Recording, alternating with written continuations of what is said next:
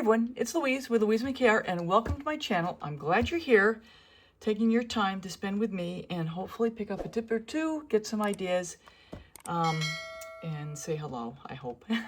Yes, please comment. I always appreciate it when people comment. And don't forget the thumbs up. So here to make a lazy Susan today. I was on a tear this weekend because the lady downtown is asking for some lazy Susans. She was down to 2. I brought one down that I was actually going to pour over. It sold. And I tell you this because when I show you some of these creations, the color combinations are replicatable and they're popular. This one I'm not sure of yet because I've done one over the weekend and I really like the way it turned out. It's different than my usual Lazy Susan because I'm using color to go. And but this one I'm doing a little differently than that one, but we're going to see what we have. So what I've got here is my pillow paint. I just went to Sherwin Williams. We're having a sale. I got this color to go. It's called Georgian Bay. And I was very happy when I got this because it is thicker than usual. It's thicker. Normally I get this stuff and it's thin. And this is beautiful, beautiful consistency. So I am going to get ready to use it like right now. So this is Georgian Bay. And this is the color to go. It was $7.49 or something for this 29.5 ounces. So you figure out the math. It was on sale, 40% off. And I think the sale's, I think it's throughout the month, but check it out. Yeah, so I got some of this and I got some of the tricorn black. And they are both nice and rich and thick like that. So I'm very happy. So let me get started. I want to make this a fairly quick tutorial. Hopefully everything works out really well. Yeah, and when I did it over the weekend, oh my gosh. Fun story. I didn't have enough. I was actually glad the camera was not running because I didn't have enough pillow paint. And I ended up having to use some recycled black scrap paint to fill in the gap, fill in the spaces that I had. But here's a tip. One of the things the lady at Appalachian Craft Center is telling me, which I know anyway, but she's telling me the blue stuff sells. Blue sells. And she's absolutely right. And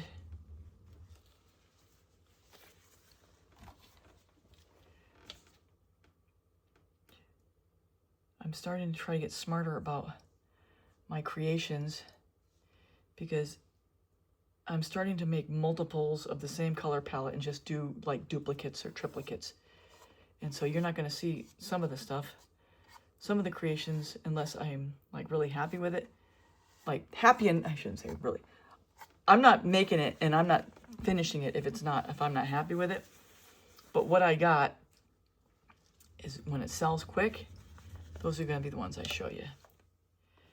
All right, so I'm just going to smooth this over a little bit. I'm going to go on real quick. All right, so we're going to lay down the colors. I've got it centered, so I'm not going to pick it up, but I do have it already primed with Zinsser 123 spray paint. You can find it anywhere. And I've taped the back, and so it's not going to get any paint, and it won't get any resin on it when I go to the resin part. First color, if you want to catch a screenshot of this, go ahead. Now, the one I did this weekend, I did not have that color. I only had these two colors. But I'm like, I want to give that focal point in the center. I want to get that center as pretty focal point. hopefully this will turn out.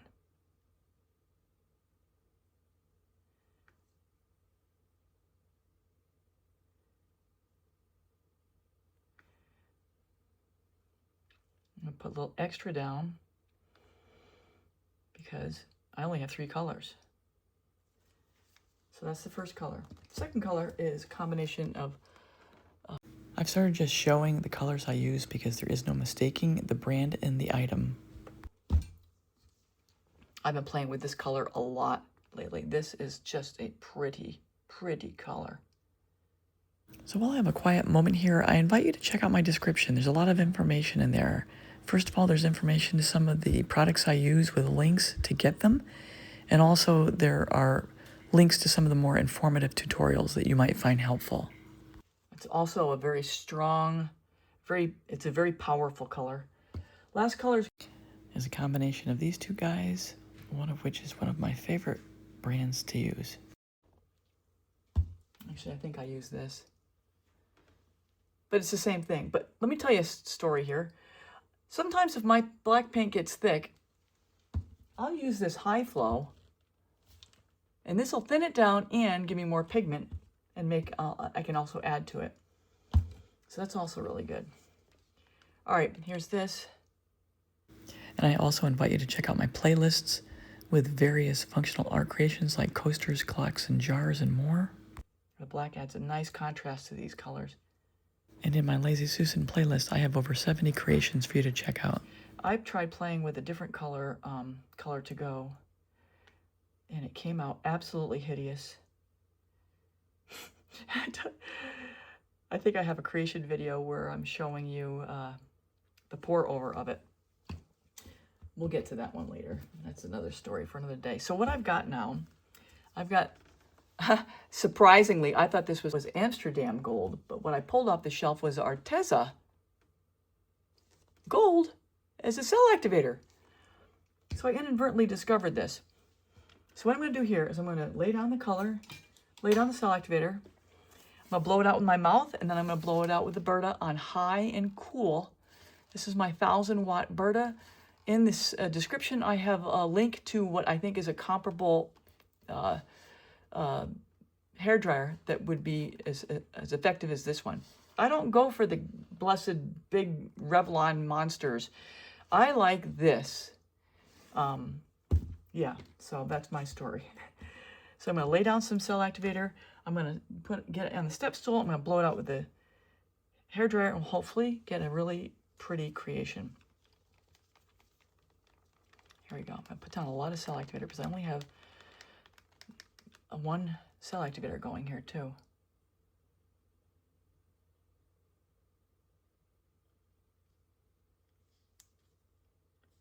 All right, I'm going to put it over here. Let's get going.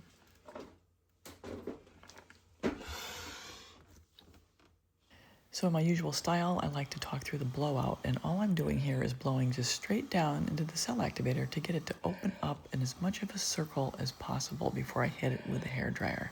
So all I'm doing there is stretching it out in all directions, and now I'm going to hit it with a blow dryer and blow it out multiple times in all directions until I get the composition where I want it, getting ready to do the spin out. Now for my normal blowout, I do have a really good video. It's 419. It's called The Art of the Blow, and I talk you through how to find your blow in the first place and how the speed and the angle affect your composition even in using a hairdryer. Stop right there. If you've seen me before, I don't ever go to the edge. I might blow out a little more here with my mouth. Here we go. So what I realized here after the fact is with only 3 colors, I probably needed to put a lot more down because typically I put 5 colors down, so I have more paint to get me to farther to the edge than what I got here. So note to self, even though I knew to put down more, when only using 3 colors on a lazysusan, put down a lot more paint to get me farther to the edge.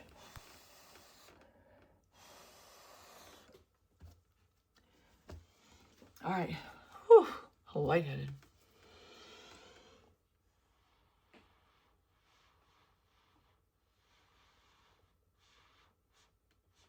All right, we're going to pull it to the edge.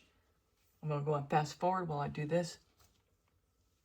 So all I'm doing here is just spreading out that pillow paint to the edge, and I'm going to do this all the way around so that when I get ready to spin, that paint will know exactly where it needs to go as the composition starts to stretch. Start out really slow, and then we'll speed up from there.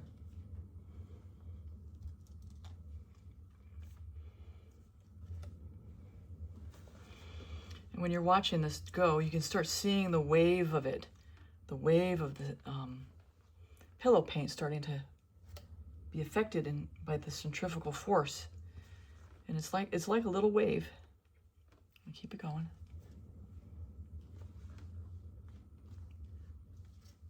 Okay, I got one guy running away.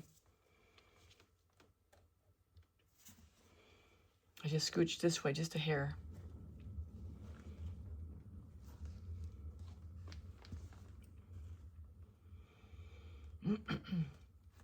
All right, now we got some spillage over the side. I'm gonna try to get it around all the side. I'll go on fast forward again. I'm just gonna get it over the edge. All I'm doing here is pulling that pillow paint over the sides so that as I get ready to spin this out with a little more vigor, that paint will know exactly where it needs to go. And I even pick up some of the drips as I go around the sides to save paint. All right. All right, we should be ready to go. Focus on stretching it out now. So now that the composition is coming together, it's just a matter of stretching it out at this point, and I will skip ahead and go on fast forward in spots. I really want it to go in all directions all at the same time, as much as possible. This is being a little stubborn.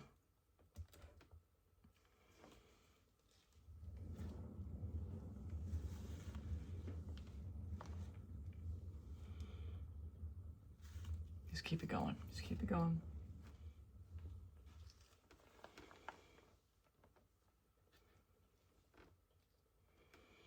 Okay, we're just gonna keep going. So you can tell how frugal I am with the paints by looking below the spinner and seeing how little I have coming off. Gonna go a little this way.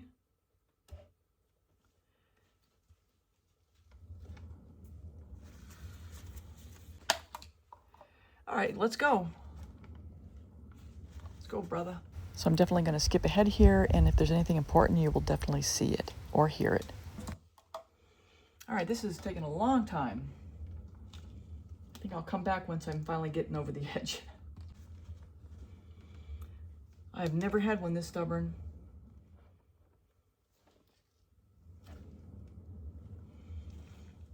At this point, it's just a matter of keep spinning until I get it fully stretched out.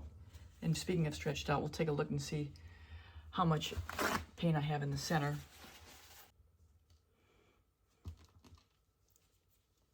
It's really pretty.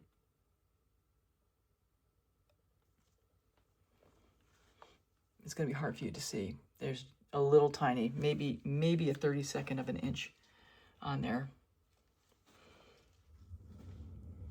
You know what? I think this is going to have some negative space on two sides. And that's okay, because you know what? The pillow's really pretty. I think we'll do that. I think we'll accept it, because the more I keep going here, it's just going to get a little cattywampus if I keep on going crazy. I can do palette knife play.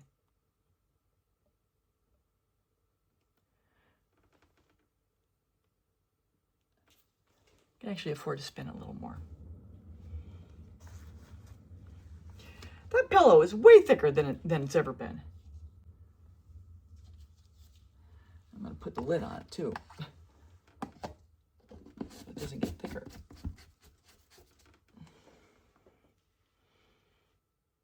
Let's see what it looks. Let's just take a look at this.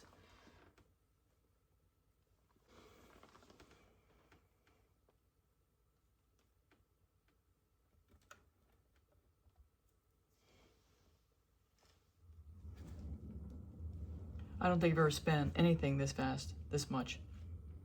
And it's all pillow paint at the bottom.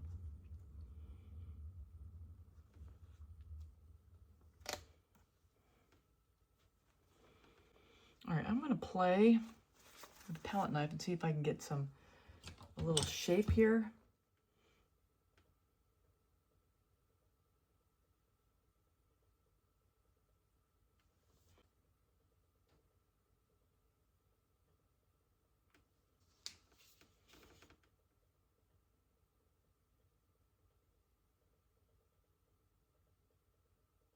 Oh, now that worked out well.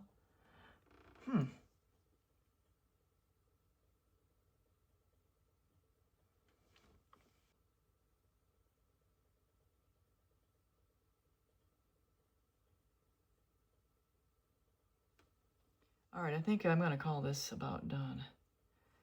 I've got good balance. The colors are beautiful. I'm happy with this one.